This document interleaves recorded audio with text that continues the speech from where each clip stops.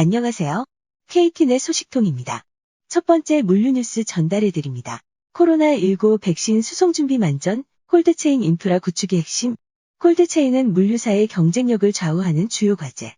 미국 보건복지부가 95%의 예방 효과가 나타난 미 제약사 화이자와 모더나의 코로나19 백신을 신속하게 승인하고 즉시 유통할 것이라고 밝힌 가운데 주요 항공사들도 본격적인 백신 수송을 위한 준비에 나서고 있습니다. 에어프란스 KLM은 최근 생산된 시제품 백신의 수송을 성공적으로 마쳤으며 터키항공 또한 베이징에서 이스탄불을 경유해 브라질 상파울루까지 코로나19 백신을 7개의 온도조절 컨테이너를 통해 무사히 운송했습니다. 글로벌 항공화물 지상 서비스 업체인 스위스포트는 스위스 브뤼셀 공항의 의약품 전용 터미널에서 실제 백신 출하 시 처리 과정에 대한 시연회를 성공적으로 마치기도 했습니다. 코로나19의 백신을 공수하기 위해서는 무엇보다 콜드체인 인프라 구축이 주요 핵심이라고 할 수 있습니다. 취급이 까다로운 화물로 꼽히는 의약품은 유통 과정에서 온도로 인한 변질 가능성이 높기 때문에 유통의 전 과정에 있어서 온도를 유지하는 것이 가장 중요하며 특히 현재 개발 중인 코로나19 백신은 섭씨 영하 70도 이하의 초저온 보관이 필수이기 때문에 더욱 콜드체인이 강조되고 있는 상황입니다. 콜드체인이 주목받는 이유가 비단 백신 때문만은 아닌데요.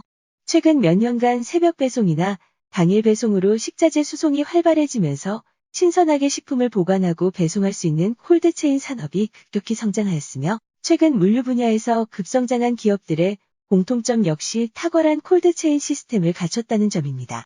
2015년 한국에서 새벽 배송의 시초를 이루어 우리에게 익숙한 마켓컬리가 그 대표적인 기업입니다.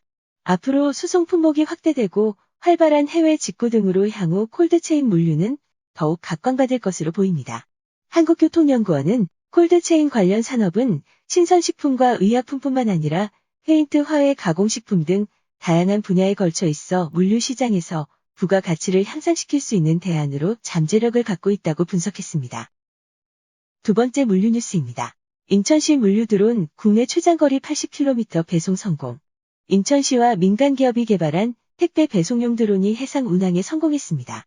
인천시는 드론 2대에 필수 의약품 약 600g을 탑재시켜 영흥도와 자월도에 있는 수취인에게 물품 배송을 성공시켰다고 밝혔습니다.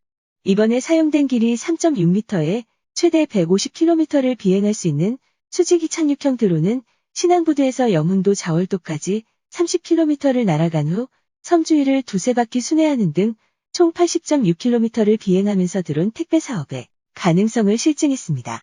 인천시는 공항, 항만, 산업단지 등 인천이 가진 물류 인프라 강점을 살려 로봇 특화 분야로 물류 로봇을 선정해 집중 육성하고 있으며 별도로 진행 중인 중소 제조기업용 소형 무인 이송 로봇 개발 과제도 실증에 성공해 현장 도입을 앞두고 있습니다.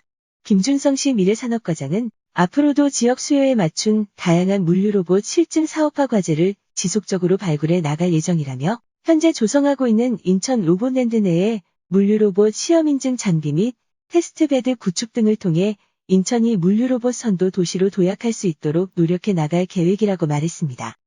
마지막 물류 뉴스 전달해드립니다.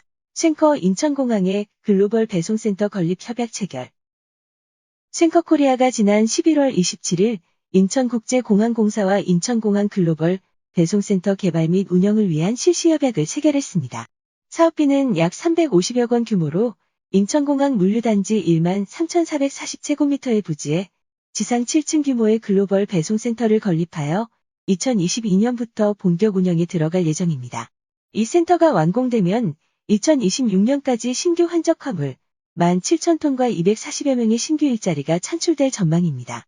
인천국제공항공사는 10월 인천공항 물류단지에 국내 2개 물류기업으로부터 약 217억 원의 신규 투자를 유치해 167명의 고용을 창출했으며 지난 4월에는 3단계 공항 물류단지 약 32만 5,800제곱미터를 자유무역지역으로 확대 지정하는 등 글로벌 물류기업을 지속적으로 유치할 수 있는 기반을 구축해오고 있습니다. 그럼 다음에 더 좋은 소식으로 인사드리겠습니다. 지금까지 KTnet 소식통이었습니다. 감사합니다.